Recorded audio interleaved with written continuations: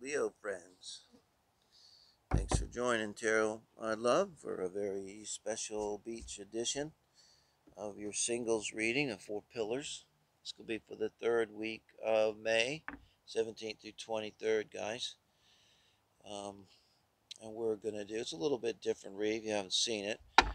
We're look at the four pillars of relationship, which are emotional, intellectual, sexual, and love energy, and core values and lifestyle. And we'll try to look at your person here and get a beat on them, get a read on them, meet them. I look at it like for super singles because we want to bring in someone new, the right person that's for you, not your next ex problem or your last ex problem or whatever person, but the right person. And already shuffled, so that's what we're asking Spirit for now for the third week in May for our Leo friends. The name of light, love, so it serves the greatest good. Spirit tell us here about the soulmate for our Leo friends. All right, emotionally, Hierophant, Ten of Swords. Wow. Okay. A little bit of a different reading. Bear with me. Queen of Pentacles, intellectual here, and the Seven of Wands. Really interesting. So a very solid person, but they got that way. Huh? What I mean, you have these challenging cards. It's kind of the more unconscious energy, conscious energy, emotional, intellectual. Here we'll do the sexual love nature, and here we'll do the lifestyle core value area. But so they're showing a lot of stability. So when you see them, they're going to show a lot of stability, and I think they're mature with this queen. Um, Trying to get a beat on the moon. Moon. I feel like a Taurus moon. Yeah. And intellectually, with the Ten of Swords and the Seven of Wands,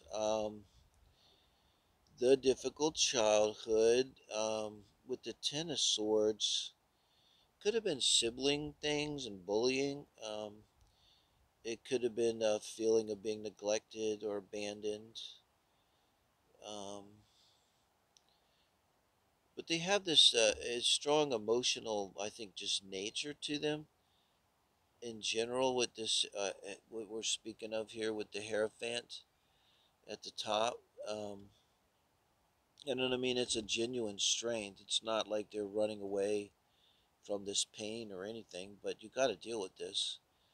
Um, and there's something traditional about them. They may be a kind of traditional, possibly like in their religion. Maybe that gives them a lot of consolation there. And whatever their religion is, it would be like that. It would mean a lot to them and be kind of grounding for them. And with the Queen of Pentacles and the Seven of Wands, it could be they're very discerning too, very practically minded with particularly with the Hierophant now and the Queen of Pentacles. Probably someone that's not, I'm going to say, real open to esoteric, like maybe they would not really much follow tarot, for instance, be that kind of person that would be interested in that or astrology or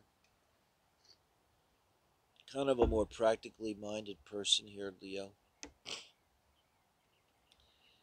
And the Seven of Wands, I think, maybe goes on more in their minds. Because they're going to be a little triggery, but I think they keep it a lot to themselves. So what they show to the world is kind of a facade that's placid and peaceful, kind of Venus energy. They're probably like attractive and um, take care of themselves.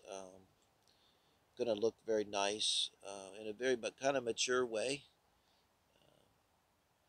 they're woman, makeup. If they're man, a little bit nicer clothes, well coiffed, that kind of energy. And I don't think they're going to want to talk about the past. I kind of try to think of what stories they would tell, but like you might want to ask some really open-ended questions to try to get anything about the past.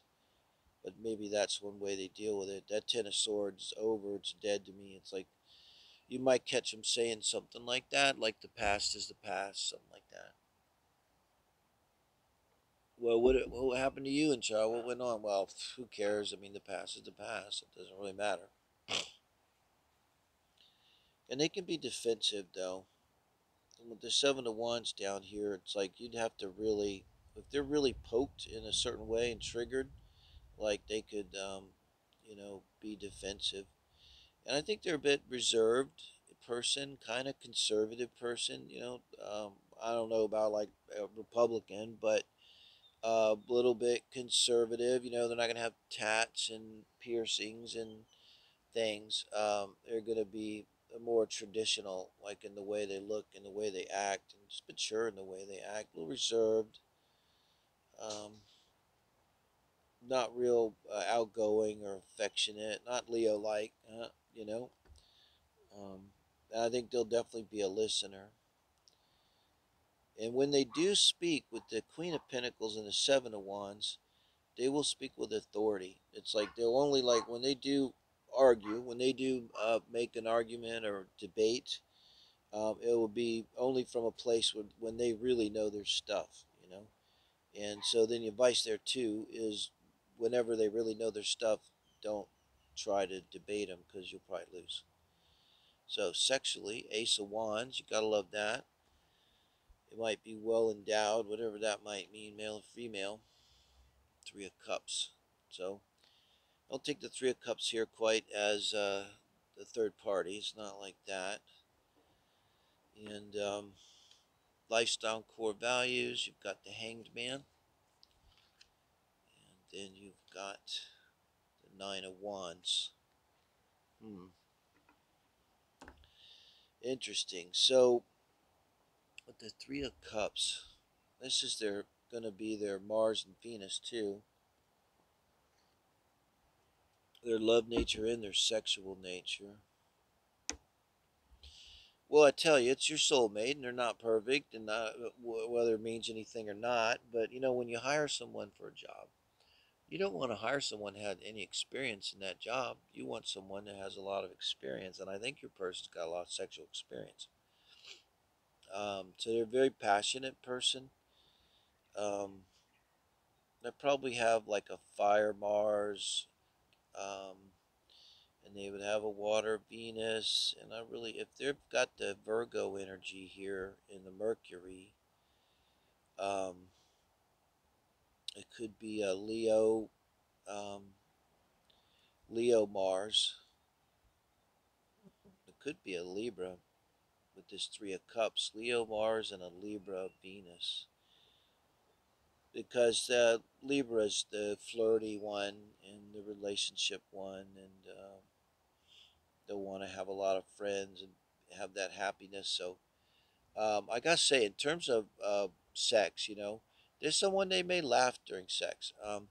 They take sex as just kind of a part of life. They don't have a lot of hang-ups about it or anything. Um, I get the sense that they're very good at it and they really enjoy it. So the sex will be a lot about enjoyment, and so will the love. Like you could expect a lot of flirty behavior, slapping your butt or kisses out of nowhere and that kind of thing from them. Very playful kind of energy, young energy, even though they may not be young.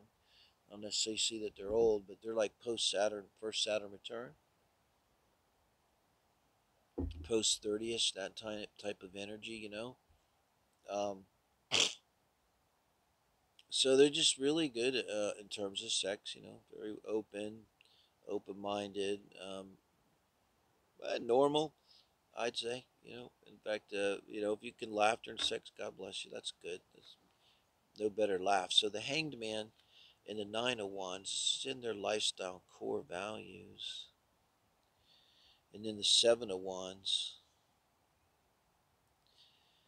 You know, it wasn't easy for them to get to be like the Queen of Pentacles here and the Hierophant, to be stable and strong and self-contained. Um, that's what the Seven of Wands and the Knight of Wands, a lot of effort.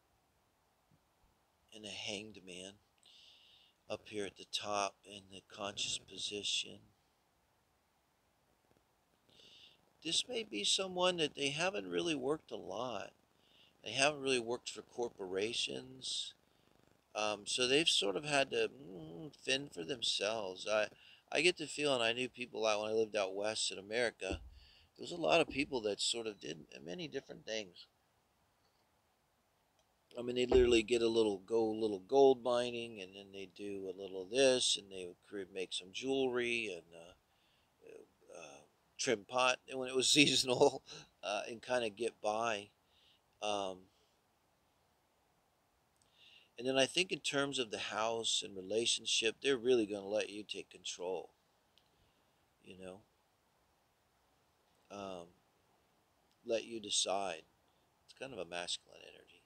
It's that energy of like, you're asking them, well, what do you think? What should we have? A Rambler? Or they're like, I don't know, whatever you want, just a house. What do you think? Should we have? I don't know, it's just the bedroom, whatever you want, honey. Type of energy. Um, they don't like lost causes. They may say that to you. I think with this Nine of Wands and the Hanged Man. Um, they don't like giving their energy. I think like they're very reluctant to give their energy to anything unless they see like a reason to do it. Hmm? I'm trying. I don't want to say they're lazy, but they are very good at the conservation of personal energy. I think is what that's getting at there. Um, so it could be there's someone. It could have a little bit of a hippie attitude, hippie life. Easygoing. See the birds of the sky and the flowers of the field, neither do they sow nor reap, and yet their Father in heaven doth provide for them. So a little bit of that kind of vibe, and that really, you can see that with the Hangman and Knight of Wands, uh, and but they're basically a stable person. Um, so I've always said, like, if you really want to be free, you have to be have a level of stability. And it's definitely true in astrology. You have to respect Saturn if you want to get to Neptune and be the wise one and everything. And you have to satisfy Saturn, have some sense of responsibility, or else you're starved to death somewhere and your teeth rot out in your head, right? You have to basically be able to take care of yourself. So they get that. But they don't have, like they will say to you too, like material things just don't mean much to me. I think that's something you hear them say on a first date. In some fashion, maybe exactly that. Just material things is not really what means much to me in life here, they'll say. I think they really mean it. So I think that gives you some kind of idea, guys. Let me know if you resonate with that, and I appreciate all your likes. Good karma, it's easy. And I really appreciate everybody subscribing. Thank you, guys. I'll try to do a giveaway later this week. I'll get it together and count likes or something. Thank you.